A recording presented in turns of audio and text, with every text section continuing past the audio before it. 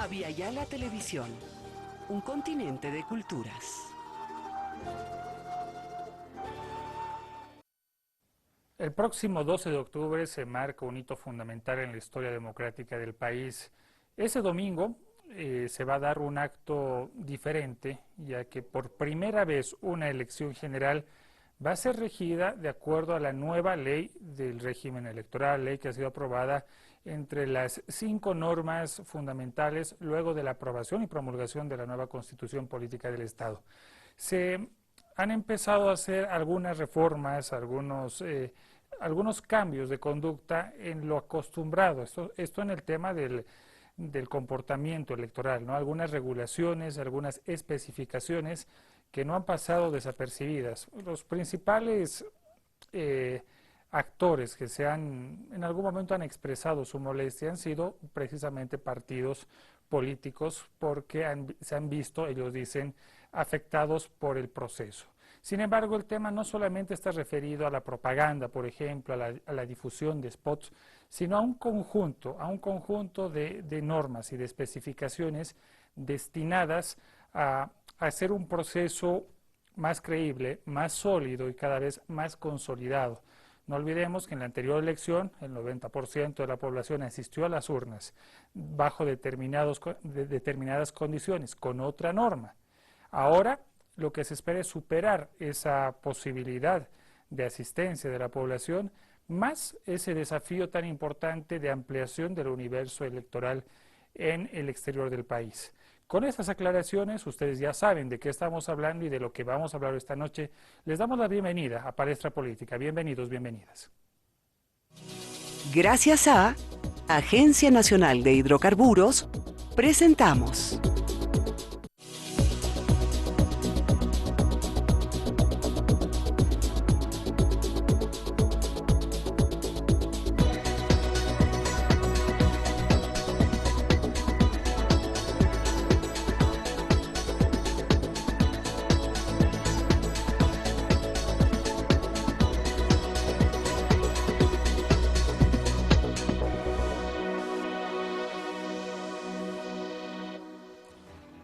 Para hablar de temas electorales es importante revisar un poquito la normativa.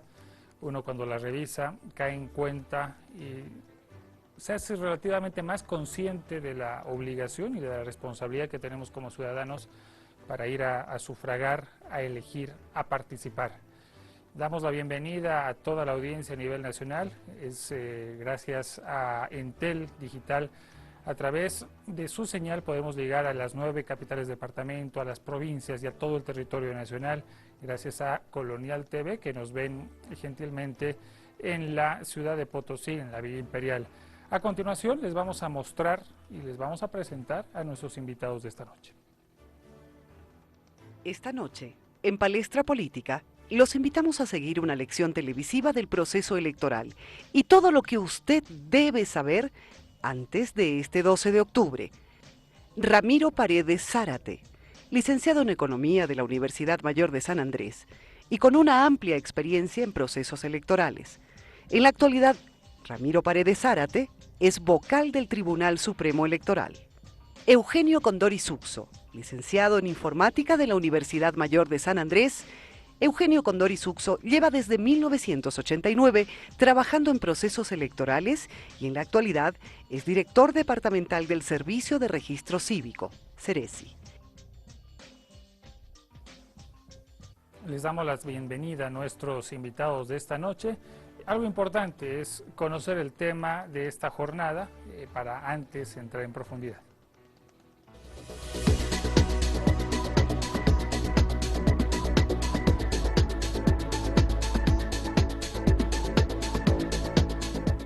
Órgano electoral y proceso eleccionario. Damos la bienvenida nuevamente a don Ramiro Paredes, al director del CERECI en La Paz. Bienvenidos, buenas noches. La primera pregunta, antes de entrar en materia, y a los televidentes que nos están viendo, una pregunta fundamentalmente política. Vocal Paredes, ¿por qué se cuestiona tanto al órgano electoral? Bueno, porque el órgano electoral está exigiendo el cumplimiento de la norma, toda vez que la ley del régimen electoral incorpora elementos que estaban ausentes en el Código Electoral anterior. No te olvides que desde el precepto constitucional hemos entrado en una nueva forma de democracia, la intercultural, ¿no? Con sus tres variables, efectivamente: la democracia representativa, la directa y participativa y la comunitaria. Y esto pues amerita que las disposiciones legales en materia electoral efectivamente responda a esa nueva concepción, a esa nueva filosofía de Estado que se tiene y fundamentalmente de democracia que se quiere imponer o llevar adelante, pues a partir del espíritu constitucional, que de una u otra forma también es diferente, ¿no?, a la Constitución y a la filosofía de la anterior norma suprema. Ahora, algo que ha sucedido, seguimos con usted, Vocal Paredes, es que se va avanzando en el proceso y se critica al árbitro, pero nadie sale del amparo del árbitro. Exacto. Al final de cuentas. Es que es comprensible toda vez que hay una diferencia desde el instante en que a partir de la Constitución, bueno, la forma de elección o de designación de los vocales ante el órgano electoral nacional es muy diferente a lo que pasaba anteriormente. Si bien es cierto que en el marco de la anterior Constitución y del anterior Código Electoral, bueno, las autoridades máximas de la Corte Nacional Electoral eran elegidas y designadas de manera directa por los representantes de las organizaciones políticas que tenían representación parlamentaria. O sea, no pasaban por un proceso de socialización o por un proceso de convocatoria pública, lo que sucedió al amparo, reitero, de la nueva Constitución y de lo que señala la ley del régimen electoral y la ley 018, que es del órgano electoral plurinacional. Bueno, se abrió una convocatoria pública y nos presentamos todos los ciudadanos que de una u otra forma pensamos que podíamos aportar para la construcción de la nueva entidad electoral. Entonces es un proceso de selección que pasó diferentes etapas y bueno, pues a la final, tal cual corresponde, esta instancia fue nombrada fundamentalmente la nacional por la Asamblea Legislativa Plurinacional. Entonces ese mismo hecho ya dio lugar a que desde un inicio pues existan versiones, posiciones y lecturas de disconformidad, ¿no?, señalando que este nuevo órgano estaba muy ligado al oficialismo, olvidando, no sé si intencionalmente o por desconocimiento, que antes, en el marco de la anterior Constitución, ojo, y del Código Electoral, eran los partidos políticos que tenían representación, que nombraban directamente a quienes iban a dirigir la Corte Nacional Electoral. Entonces, efectivamente, hay una diferencia fundamental. ¿No? En hay el un tema de choque histórico, elección por un lado. Por otro lado, pues, al anterior y al interior de la Constitución, que ya no está vigente, y en el marco de desarrollo de país, de visión de país que tenían los actores políticos, pues no había contradicción alguna en cuanto a las estructuras políticas que de una u otra forma participaban en procesos electorales, o sea, tenían la misma corriente de pensamiento y por lo tanto, pues la representación electoral respondía a esa corriente de pensamiento única. En cambio, en este escenario hay dos lecturas, hay dos visiones de país, una visión que quiere avanzar y otra visión que todavía es probable pues que añore lo que pasaba anteriormente, ¿no? Entonces, esa misma lectura, ese mismo hecho y esa misma emergencia da lugar a que los actores políticos tengan, digamos, una posición diferente a este órgano electoral con relación al anterior. Lo cierto es que, bueno, el proceso electoral va avanzando, pese a las críticas. Se ha dicho que el árbitro es bombero, son palabras textuales, pero nadie ha salido debajo del paraguas que tiene el árbitro, si usamos metáforas. Señor director del CERECI, buenas noches, bienvenido. ¿Qué ha cambiado? ¿Qué es diferente de la anterior elección presidencial a la nueva elección presidencial con otra normativa? Bueno, en realidad el cambio fundamental que se está haciendo ahora es que se está utilizando para habilitar a los ciudadanos para que puedan votar la depuración biométrica, ¿no? Anteriormente no teníamos eso en las anteriores elecciones. Se utilizaba un padrón, que se utilizaban libros de registro que se mandaban a los notarios, donde todo el mundo se inscribía, Pero a partir del 2009 y en estas dos elecciones que estamos afrontando, se está utilizando la depuración biométrica. ¿Y qué significa esto? Que el momento en que un ciudadano empieza a hacer su inscripción, a la lectura de una de sus huellas, empieza a ser cotejada o comparada con los 5 millones que tenemos en nuestra base de datos. Y ahí determina si el ciudadano es único o se puede asociar con una anterior inscripción. Entonces, nosotros como Ceresi, dando cumplimiento a lo que es algo que no se podía hacer antes. Antes no se podía hacer, ¿no? Antes no se podía hacer. Teníamos datos, inclusive el año 97, 96, creo que hubo una elección, que se cruzó una información, se hizo en la ladera de la ciudad de La Paz, lindante con el Alto, se hizo una pequeña base de datos donde se transcribió solamente carnet de identidad y nombres de los ciudadanos.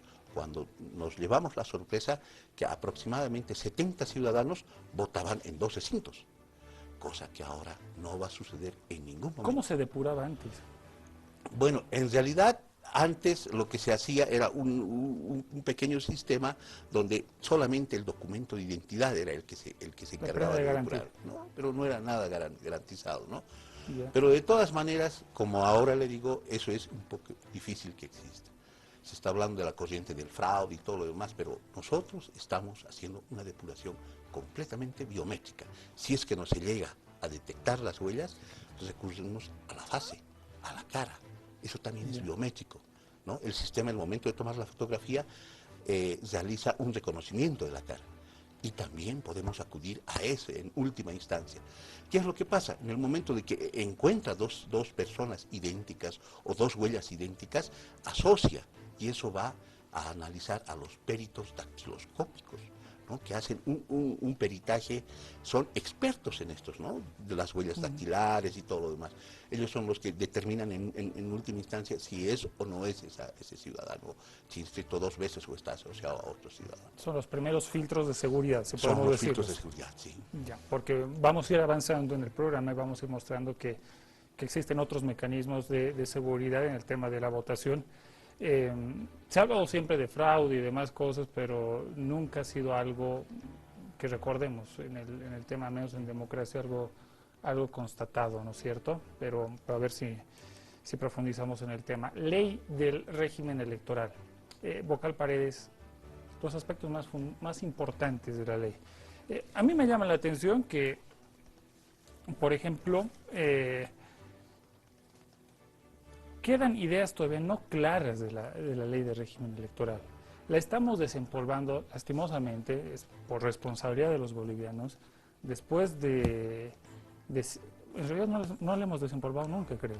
No, porque lo estamos estrenando. Fue aprobado en julio. 2010. Y ha habido un debate parlamentario muy reducido, pero muchas cosas cambian en el corazón de la ley. Un aspecto importante está relacionado al día de la elección, por ejemplo, el dar a conocer los datos. Antes se lo hacía a las 6 de la tarde, ¿no es cierto?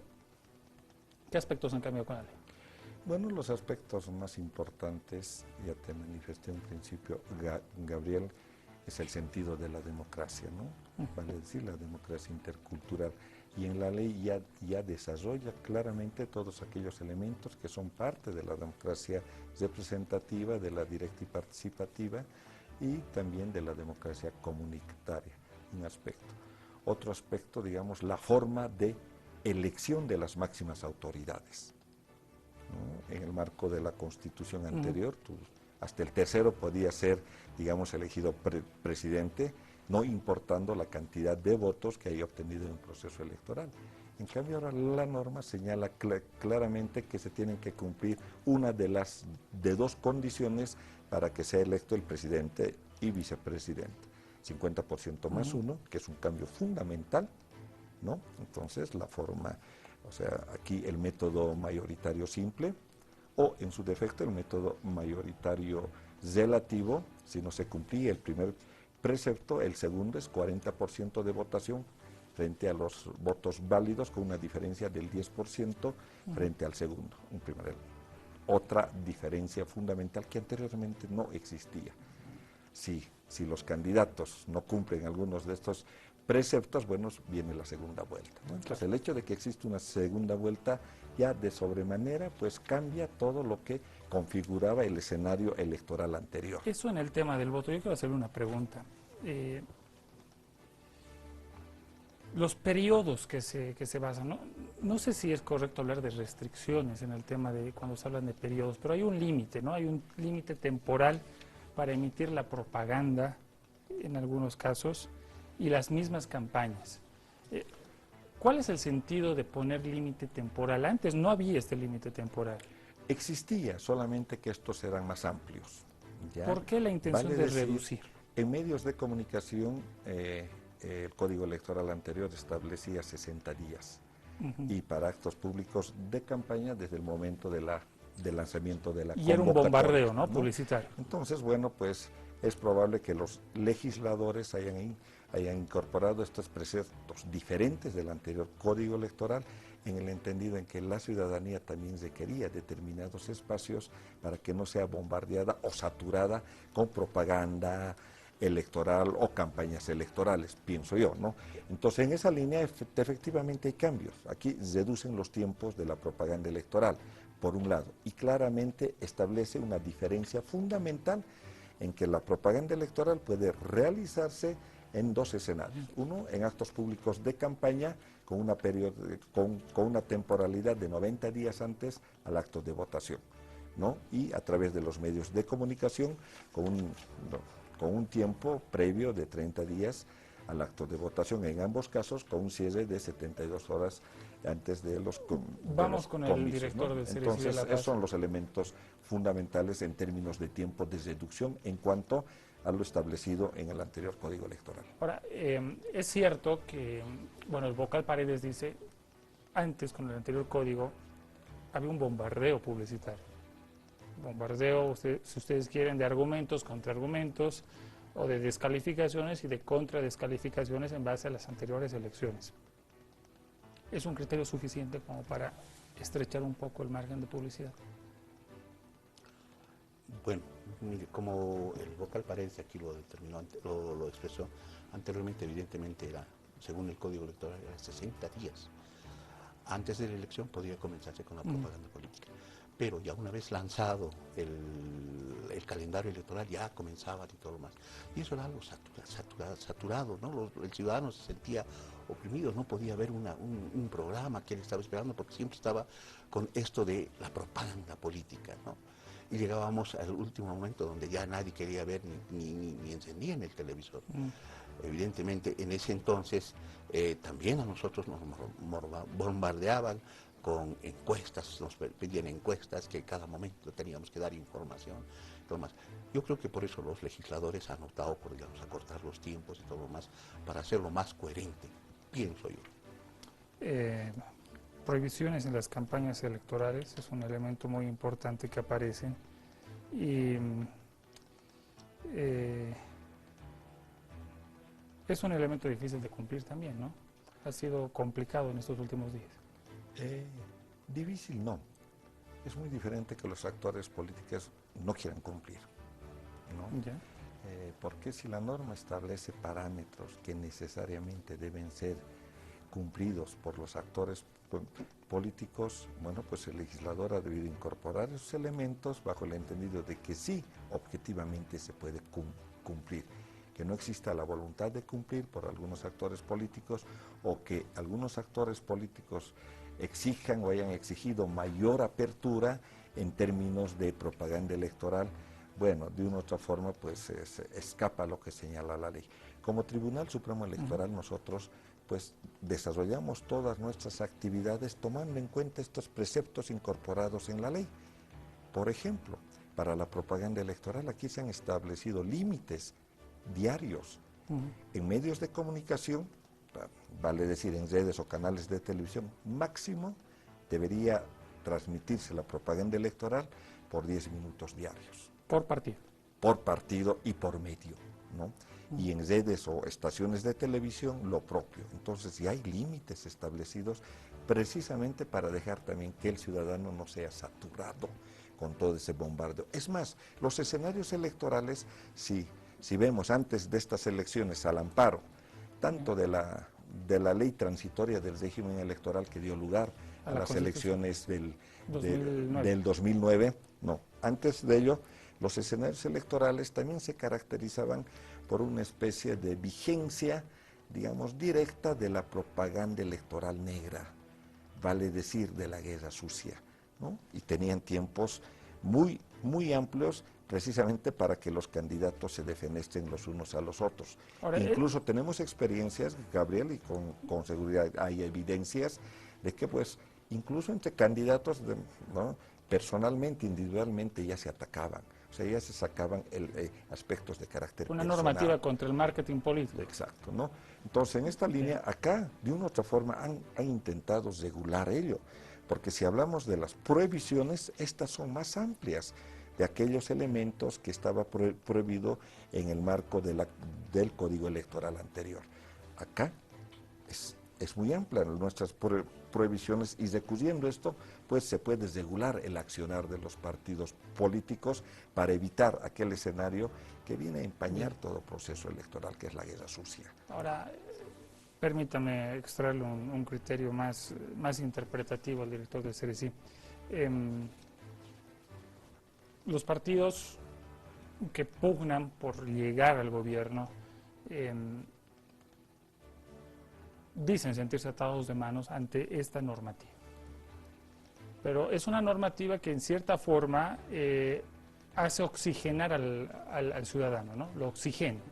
Pero no sucede lo mismo con los partidos. Los partidos tienen un distinto punto de vista y estas normativas van en los grados de gobierno, ¿no es cierto? Van bajando por las gobernaciones, los municipios. El municipio de La Paz dice hay ciertas regulaciones para propagandas, para afiches y demás cosas. ¿En qué escenario estamos cuando tenemos una normativa de esta forma y donde los partidos, fundamentalmente opositores, se sienten desfavorecidos? Bueno, principalmente habría que ver que esta norma está regulando todos estos aspectos, pero las determinaciones que toma tanto los municipios como los gobiernos departamentales son ya de carácter institucional. Ellos los realizan. No está normado eso en la norma, ¿no? Pero ellos lo están haciendo. Si los partidos políticos se sienten afectados por estas resoluciones o este ordenamiento que lanzan estos gobiernos, deberían hacer su representación al Tribunal Constitucional, porque muchos de ellos dijeron que esto es inconstitucional, anticonstitucional. Entonces, yo creo que los partidos están en la libertad de hacer esta representación. No ha habido un fallo, sin embargo, en esa dirección. Lo que vamos a proponerles a continuación es hacer un paréntesis. Sin embargo, rescatamos aspectos novedosos de la ley de régimen electoral. A partir de las 8 de la noche del día de elecciones se pueden conocer los datos estadísticos referentes a la elección. Las mesas se abren a las 8 de la mañana y su apertura dura 8 horas. No era como antes, que se pensaba que hasta las 6 podían seguir funcionando y muchos quedaron ahí colgados con el tema de no poder efectuar la votación. Son aspectos prácticos que son importantes mantenerlos en cuenta para poder ejercer el derecho. Hacemos una pausa y ya volvemos. Palestra Política le presenta esta noche Parlamentarios en la Historia. Luis Alberto Valle, nacido en La Paz en 1942, es poseedor de una de las trayectorias políticas más cuestionadas de la historia del país. Médico de profesión, su carrera estuvo ligada íntimamente a la vida de su suegro, Hugo Banzer Suárez, en su gobierno militar. Luis Alberto Valle fue director de la Caja Petrolera de Salud. En ese marco surgieron las primeras denuncias de corrupción en su contra por vender sangre a los conscriptos. En el retorno a la democracia, trabajó en puestos de la Organización Panamericana de la Salud, estando en Guatemala, Colombia y Uruguay. Su actividad política levantó vuelo en la década de los años 90. Fue concejal por La Paz en esos años. Consiguió una diputación uninominal por una estrecha victoria. Sin embargo, no asumió esa responsabilidad, ya que Banzer lo nombró prefecto del departamento de La Paz. La Contraloría lo responsabilizó por malos manejos en la prefectura, conocidos como la Chito Alcoba y la Chito Chatarra. Esto provocó su licenciamiento de la Cámara de Diputados y el inicio de juicios de responsabilidades. Los hechos de corrupción que protagonizó Luis Alberto Valle dañaron duramente la imagen política de Acción Democrática Nacionalista.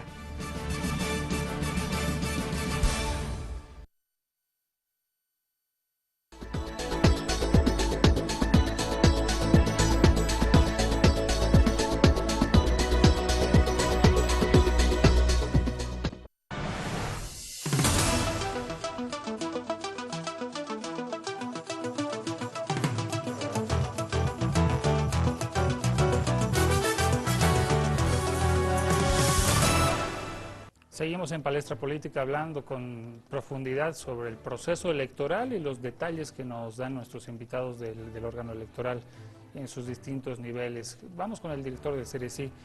Señor director, se ha establecido un número promedio de registros, sin embargo esto ha sido rebasado en algún momento, ¿no? Se ha cuestionado también el tema de la habilitación de los recintos de empadronamiento, las filas que en algún momento fueron extensas, en otros momentos no habían filas, y esto ha sembrado críticas desde algunos sectores. ¿Qué ha pasado? ¿Cuánta credibilidad hay en ese proceso? Bueno, evidentemente, digamos, nosotros hemos sobrepasado lo que estaba previsto para hacer la inscripción, pero debemos tomar en cuenta que nuestros datos estadísticos apuntaban a los nuevos registros y muchos confundieron los nuevos registros más los cambios de domicilio. Nuestros datos apuntaban a los nuevos registros y no hacia los cambios de domicilio, porque los cambios de domicilio también fueron bastantes, ¿no? Y los ciudadanos nuevos que se inscribieron son jóvenes que en la última elección del 2011, que fue la judicial, tenemos que tomar en cuenta que el 2011, parte del 2011, el 2012, el 2013 y el 2014, jóvenes que cumplieron 18 años desde ese entonces se inscribieron.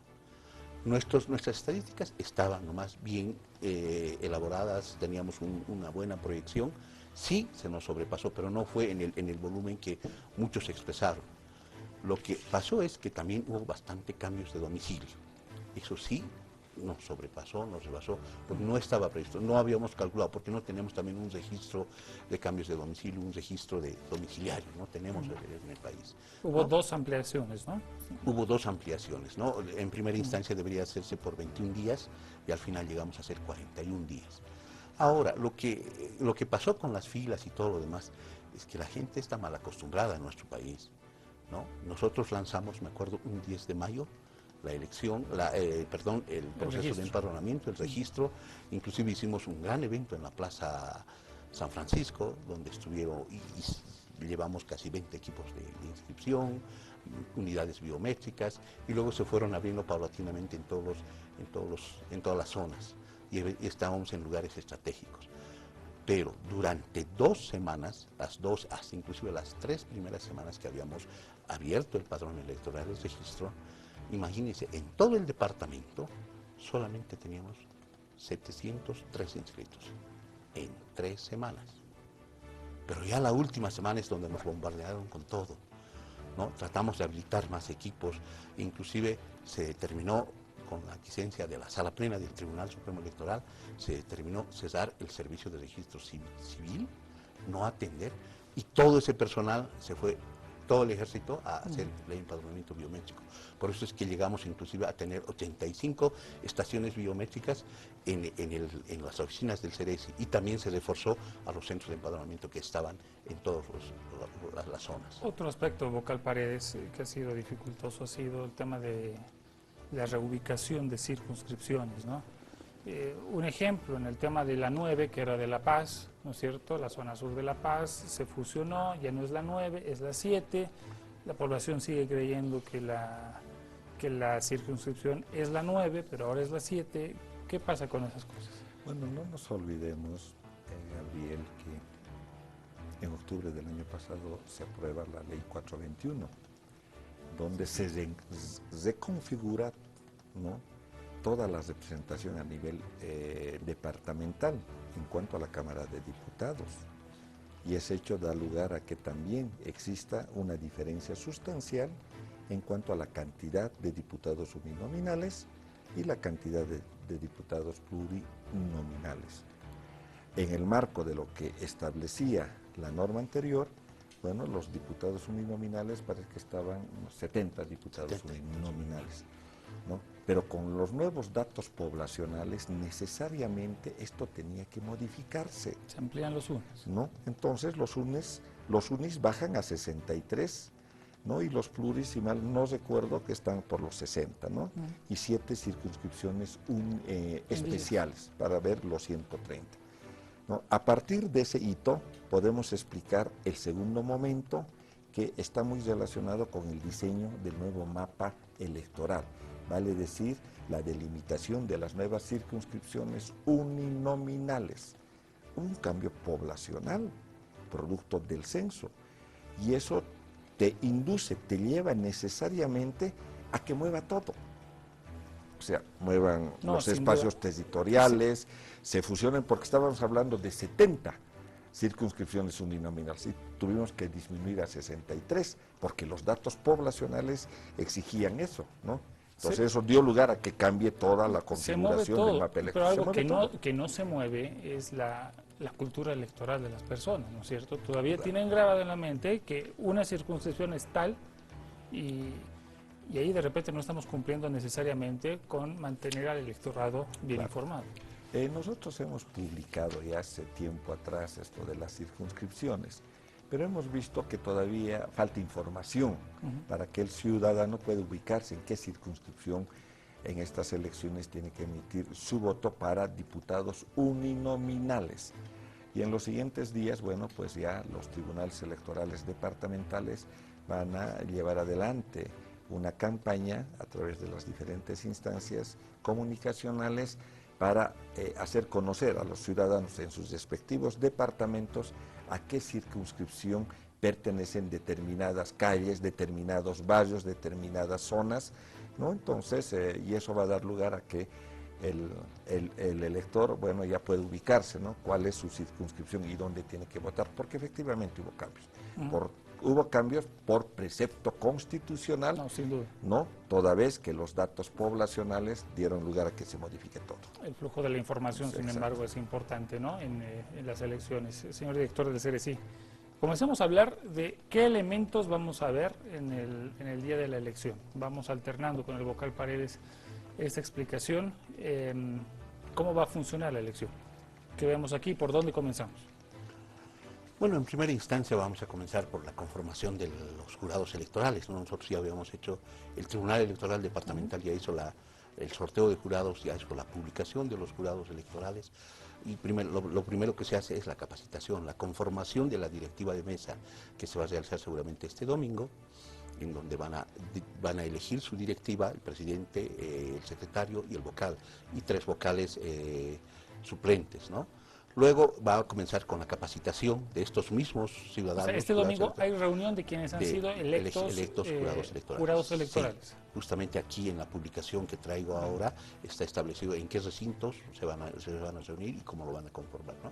Luego, después de eso, viene la capacitación de cada uno de estos jurados electorales, quienes van a ser los capacitadores de cada departamento, para ver cómo van a ser el armado de la capacitación.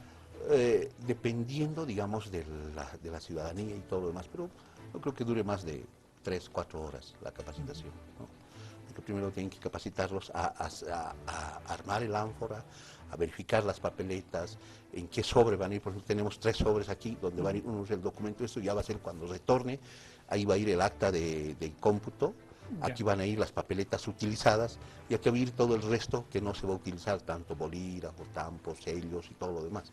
Entonces, estos 3 elementos nos van a servir para dar fe de lo que se está haciendo, ¿no? Específicamente donde va el alternancia de género también, ¿no es cierto? ¿Estaba en el tema de los jurados? Justamente hay una alternancia de género. En cada una de las mesas se ha elegido a 3 mujeres y 3 varones. ¿Antes no se hacía así? Antes no había eso. Sí, ¿Qué métodos implementaban? Bueno, en realidad era un sorteo aleatorio y donde si salía puras mujeres, eran puras mujeres. Ahora con la computarización se pueden introducir más variables. Se pueden introducir más a eso variables. Queremos ir, ¿no? Sí. Vocal Paredes. Bueno, siguiente paso. El día más importante de todo el proceso electoral, bueno, es la jornada de votación. A las 6 de la mañana tienen que constituirse los jurados electorales, una vez capacitados y una vez conformada su directiva. El notario electoral, que está asignado a diferentes recintos electorales, porque los recintos electorales son los espacios, las escuelas que utilizamos para la instalación, en función al tamaño del padrón electoral, para la instalación de las mesas de sufragio. En cada mesa de sufragio, bueno, se seleccionaron 6 jurados electorales, 3 titulares y 3 suplentes. Y la mesa se apertura con 3, mínimamente con 3. De estos 3, 2 por lo menos tienen que saber leer y escribir. Entonces se constituyen los jurados a las 6 de la mañana y el notario electoral pues les entrega el material electoral a las 6 de la mañana, primera hora, ¿no? Hacen un inventario de todo el material que reciben y una vez recepcionado el material y suscritas las actas respectivas, bueno, ellos empiezan a armar la mesa de sufragio, ¿no? El ánfora, la mámpara donde tienen que instalar, el lugar el ánfora, de ¿qué ubicación. características tiene? No, Sí, no ha variado mucho, ¿no? No. Toda ánfora puedes recibir 240 votos, pero más de 240 no, pero menos sí, ¿no? Toda vez que determinadas mesas de sufragio, en función, reitero, al tamaño de su padrón qué ayuda electoral, puede límite? ¿Perdón? ¿En qué ayuda el número límite? Es el plazo que tenemos de las 8 horas de jornada electoral. Está calculado por ese tiempo, ¿no? Porque en términos medios, pues, podemos pensar que un acto de votación, que una persona, en términos medios, tarda de 4 a 5 minutos para votar. Entonces, hemos tomado en cuenta todos los parámetros para establecer el tamaño del ánfora, 240 como máximo, ¿no? Entonces, una vez instalado, los primeros en emitir su voto tienen que ser los miembros del jurado electoral. Primero vota el presidente en ese orden y posteriormente los demás miembros del jurado electoral. Una vez que emiten su voto, por supuesto, a las 8 de la mañana ya tiene que estar aperturado todo para que a partir de ese momento empiecen a recibir el voto de los ciudadanos. El ciudadano se aproxima ante un miembro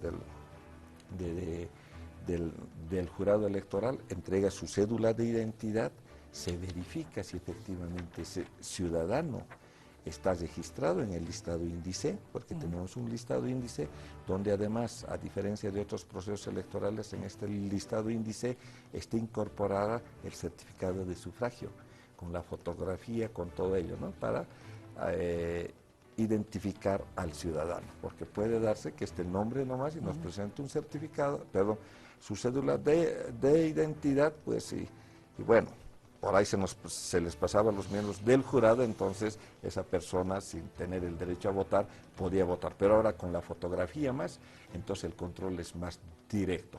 Reciben la votación y a partir de ella corren las 8 horas. Vamos con el director de Cereci. Tinta indeleble, algo que ha sido tan habitual, tan común en el tema de la votación, ya no está más. Sí, ya no, para esta elección no se está contemplando el uso de la tinta indeleble. ¿Por qué? Porque se está confiando en lo que hemos hecho, en el padrón biométrico. ¿No? O sea, está biometrizado y la conformación de las listas índices también son únicas. ¿Cuánto ayudaba?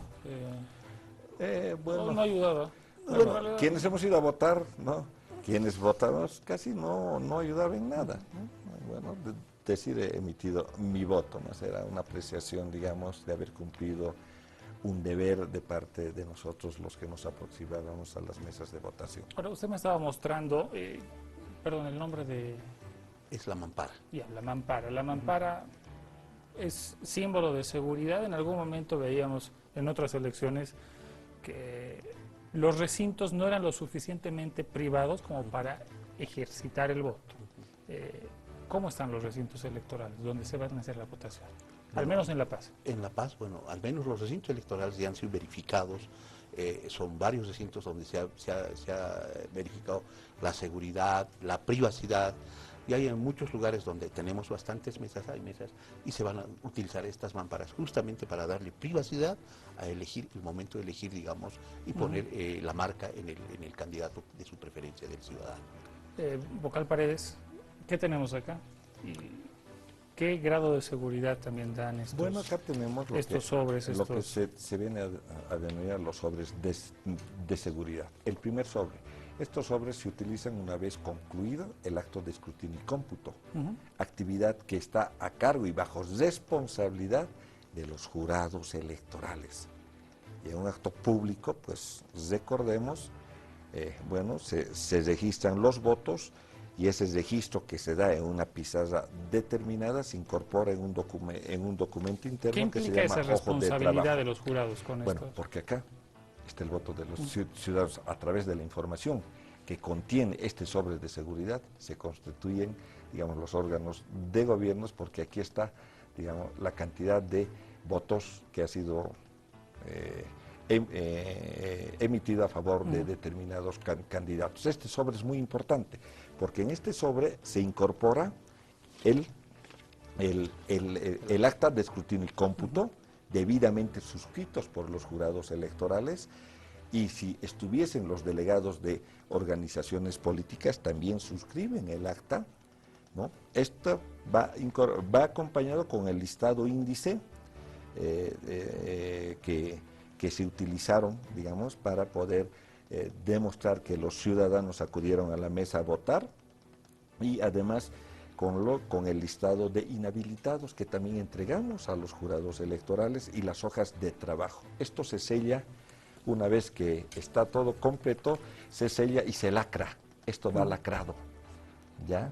Y esto el presidente de mesa entrega al notario electoral para que sea esta autoridad quien traslade este sobre de seguridad a los tribunales electorales departamentales, que en sala plena tienen que recepcionar y tienen que aperturar los sobres, en un acto público. Este segundo es de la papeleta, director del CERES, explícanos. Bueno, este segundo sobre se lo va a utilizar igual, después de haber realizado todo el cómputo, van a ir las papeletas de sufragio utilizadas, tienen que ir todas las papeletas que se han utilizado, igualmente va a ir lacrado y tiene que también ser entregado al notario electoral, y esto también va a ir al Tribunal Electoral Departamental. Si me permite, Gabriel, esto también es un mecanismo de control. Esto porque tiene acá, claro, porque acá está el acta, acá dicen, tantos han emitido el voto, ¿no? Y tantos por tal partido y tantos por tal partido, y aquí están las papeletas. ¿No? Las papeletas de sufragio que muy bien pueden ser contrastadas fundamentalmente con el acta de escrutinio y cómputo. Aquella es de material sobrante, ¿no? Es de material sobrante, sí. Ya no es tan relevante. Bueno, estamos explicando este proceso electoral, los mecanismos de seguridad. ¿La papeleta tiene nuevas características de seguridad antes de ir al corte? Medidas de seguridad. ¿Cuáles son? Tiene filamentos, igual que el billete. Tiene bastantes microimpresiones que solamente lo conocemos los del Tribunal Supremo Electoral, ¿no? Tienen código de basas, tienen el data matrix, todo eso. Bueno, esas son las características. Al volver hablaremos de los representantes supranacionales, de la democracia comunitaria, entre otras cosas, y del voto en el exterior. Aguárdenos y hablamos. Palestra Política los invita a recuperar la memoria histórica, partidos políticos que fueron parte de nuestro país. El movimiento de la izquierda revolucionaria fue fundado el 7 de septiembre de 1971 a la cabeza de Jorge D'Alens, Antonio Araníbar Quiroga, Jaime Paz Zamora, Alfonso Camacho, Óscar Eid Franco, Alfonso Ferrufino, Guillermo Capobianco y Carlos Quiroga como principales fundadores. En el MIR confluyen la democracia cristiana revolucionaria, sectores marxistas independientes y el Grupo Espartaco.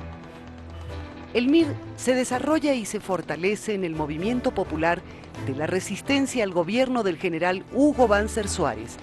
Fue parte importante de la UDP e integra su gobierno de 1982 a 1984. Con un origen netamente universitario y obrero, el MIR será el partido de mayor y más rápido crecimiento en los últimos tiempos. Se constituyó en una de las fuerzas más pujantes que demostraba firmes esperanzas de renovación con nuevos líderes y nuevas ideas. A lo largo del tiempo, el MIR será dividido en 3 fracciones. El MIR A, de Antonio Araníbar, el MIR Frente de Masas, junto a Delgadillo, y el MIR junto a Jaime Paz Zamora. Este último, que en el año 1985 logra una votación masiva convirtiéndose en la tercera fuerza política del país. El MIR fue parte de la democracia pluralista de la última década a través del Acuerdo Patriótico con Acción Democrática Nacionalista, que fue su entronque histórico de 1989 a 1993. El MIR fue dado de baja por la Corte Nacional Electoral el 30 de agosto del año 2006.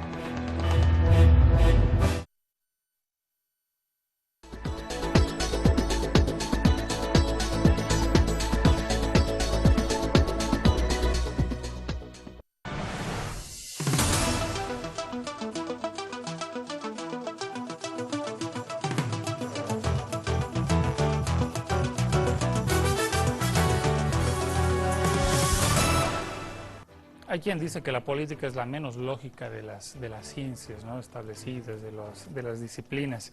Y esto, ¿por qué lo sacamos a colación? Porque estábamos revisando, ustedes han sido testigos del debate y las críticas en torno al voto en línea o al voto cruzado, etcétera. Se ha dicho que el voto en línea puede favorecer a determinado candidato, el voto cruzado puede perjudicar a quien sea presidente por el tema de la distribución, el tema de la gobernabilidad. Se ha criticado que se diga voto en línea, el voto comunitario sale a colación. Se ha mencionado el tema de la democracia intercultural, pero a mí me llama la atención un inciso, el inciso D del artículo 238 en el tema de delitos electorales. Si bien la coacción electoral es un delito y se han presentado denuncias por algunos candidatos contra otros representantes políticos, aparece otro delito, la injerencia en la democracia comunitaria. Y este aspecto es algo que no se lee, ¿no? En un Estado plurinacional también hay que destacar este tipo de delito. Explíquenos, Vocal Paredes, por favor.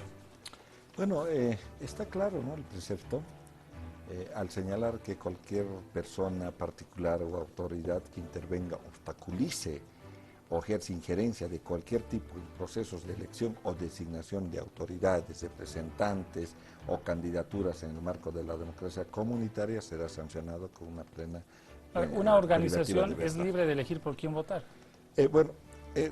Me remitiré a este ejemplo de este proceso electoral, ¿no? Estamos al interior de una democracia intercultural.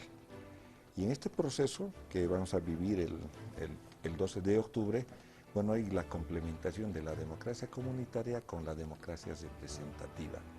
La democracia comunitaria se activa el momento en que los pueblos indígenas originarios campesinos eligen a sus representantes a través de normas y procedimientos propios. En ese acto de elección soberano que tienen los pueblos indígenas no puede intervenir ninguna autoridad. Pero, bueno, pero también la norma dice... Pero hay un nexo de comunicación entre la democracia indígena y la democracia representativa. Claro. Efectivamente, entonces, una vez que ya los pueblos indígenas tienen seleccionado a sus candidatos, estos pues tienen que entrar a la democracia representativa, por cuanto para ser electos ya requieren el voto individual y secreto, ¿no?, a diferencia de las prácticas que aplican para identificar o seleccionar a su candidato por cada organización política, ¿no? Entonces ya entra a la lista, ¿ya?, si es, entra a la lista como representante especial o diputado indígena. Bien. ¿No? Y el sistema de votación también, digamos, tiene sus características en función, digamos, a estos representantes. O sea que hay una complementación de lo comunitario mediante normas y procedimientos propios. La coacción al voto puede darse en el voto individual, claro, y en el voto comunitario. No en el voto individual no, pero sí acá lo que establece claramente como prohibición, como delito que nosotros, aunque cualquier autoridad o persona particular, etcétera, etcétera, una organización política interfiera en la democracia comunitaria. Y para este proceso electoral la democracia comunitaria, te reitero, Gabriel, se manifiesta a través de la selección y elección que hacen ellos con sus normas propias de la persona que le va a representar a través de una determinada organización política. Cuando ya entra la organización política, ya se activa la democracia representativa. Bien, ha quedado claro. Director del CERESI, ¿cómo anda la página web para el tema de los jurados? Hemos tenido dificultades en estos días. Está pesadita la página web, lo decíamos en el corte. Sí, bueno, evidentemente se ha visto con problemas la página web. Es un problema de un servidor que colapsó en nuestro data center. lo cual ayer ya se ha solucionado y se ha dado una nueva forma de buscar, ¿no? Estamos pidiendo al ciudadano que ponga su documento de identidad, la fecha de nacimiento, para ver si es jurado electoral y para también verificar en qué recinto va a votar. Entonces, eso ya se ha subsanado, paulatinamente está siendo mucho más rápido. Estamos justamente generando ese servidor para que pueda mejorar su rendimiento. Pese a todo, la población tiene una cultura más de lo físico que de lo cibernético, ¿no? Todavía, Sí, todavía. Sí, evidentemente, ¿no? Las personas quieren verificar, evidentemente, si en este listado está su nombre y acuden a varios lugares. Nosotros... Quien no ha adquirido ese ejemplar que ha salido el fin de semana, ¿dónde lo puede encontrar? Y si no tiene acceso a Internet. Lo puede encontrar en las oficinas del Ceresi, en la Regional del Alto, tenemos en muchas oficialidades de registro civil que también hemos entregado esta copia y lo también tienen en el Tribunal Electoral Departamental, en el Tribunal Supremo Electoral, donde pueden acudir ahí. En el atrio de esos lugares está a disposición para que ellos puedan verificar. Registros civiles, o sea, están funcionando sí, con eso. Bueno, vamos a hacer esa verificación también en la labor de coadyuvar con este aspecto. Voto en el exterior. Vocal Paredes. Bueno, nosotros ya hemos remitido el material electoral al exterior.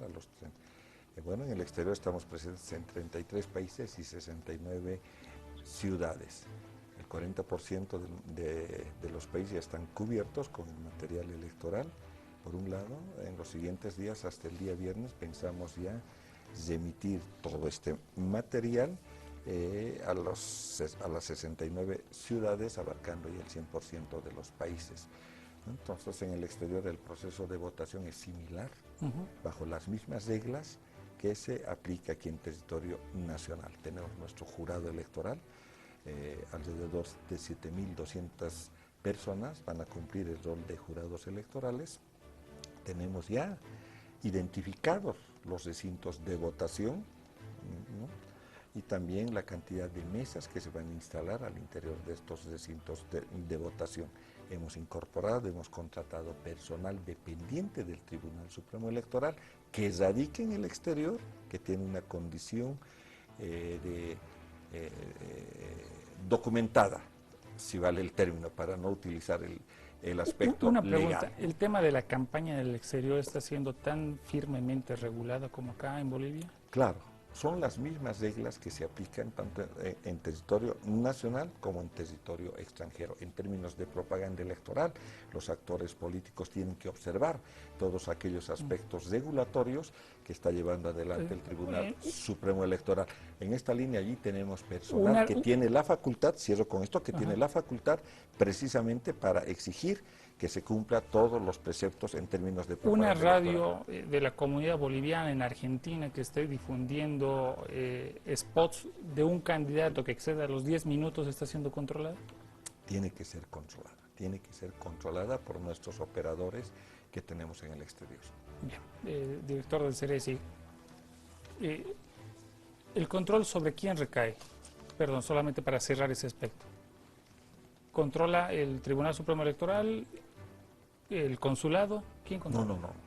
No. El acto electoral está bajo estricta responsabilidad del Tribunal Supremo Electoral. ¿Y la propaganda? La propaganda, los spots también en controla, radios del exterior. Claro, controla el Tribunal Supremo Electoral a través de sus delegados o representantes que hemos nombrado para este proceso. Representantes supranacionales. ¿Qué significa eso, señor director del Ceresi? Bueno, en realidad los representantes supranacionales son los ciudadanos que van a ser elegidos para conformar los órganos que están conformados en el exterior del país, nuestros representantes a las asambleas conformadas, parlamento. Uno por departamento. La elección no es directa, no aparece en la papeleta, ¿no es cierto? No aparece, van junto con la votación del presidente. Entonces, quien saque mayoría departamental, simple. Se adscribe eso. Sí, es elegido, ¿no? Como representante, ¿no? No es parlamentario. No tiene la figura de parlamentario, es representante y que de acuerdo a la norma que crea, que regula la elección, dependen de la Asamblea Legislativa Plurinacional. ¿Coordina o depende? Dependen y coordinan, ¿no? Porque no actúan, digamos, en términos de individualidades o autonomías, ¿no? Tienen que coordinar y ¿no? llevar diferentes acciones que son propios del Estado plurinacional. Muy bien, hemos tenido este encuentro con las autoridades del órgano electoral, el vocal Ramiro Paredes, el señor director del CERES y también de La Paz ha estado junto a nosotros. Mañana, amigos, en Palestra Política tendremos la presencia de los representantes del movimiento Sin Miedo, al menos así nos lo han confirmado hasta último momento de esta jornada, para conocer las propuestas, el plan de gobierno tan importante para que usted sea un elector informado el próximo 12 de octubre en esta misión que tiene Palestra Política y Avia Yala Televisión. Bueno, terminamos esta palestra política del día. Gracias, vocal, gracias, señor director, por estar con nosotros. Buen descanso, buenas noches, permiso. Gracias a Agencia Nacional de Hidrocarburos, hemos presentado